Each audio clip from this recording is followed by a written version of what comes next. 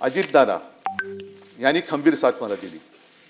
त्याच्यामुळे त्यांचं सहकार्य हे मी कधीच विसरू शकत नाही.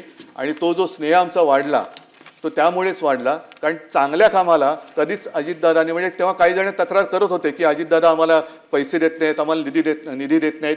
परंतु माझ्या आठवणीत तरी अशी कोणतीही गोष्ट नव्हती की एखादं चांगलं काम आहे आणि त्याला दादांनी आडकाठी केलेली, असं कोणतंच काम नव्हतं.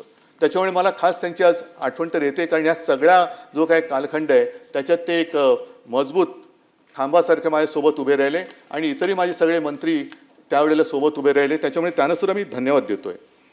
आता साहजिकच आहे की या विधान परिषदेचं जे काही महत्त्व आहे तेव्हा विधान परिषदेच्या महत्त्वाबद्दल मी मुद्दामून का सांगतोय, कारण हे सभागृह हे वरिष्ठ सभागृह, वरिष्ठांचं म्हणजे त्याला जर का विधानसभेमध्ये एखादी गोष्ट घाई गडबडीमध्ये मंजूर झाली तर त्याचा पुनर्विचार करण्यासाठी हे सभागृह निर्माण करण्यात आलेलं आहे.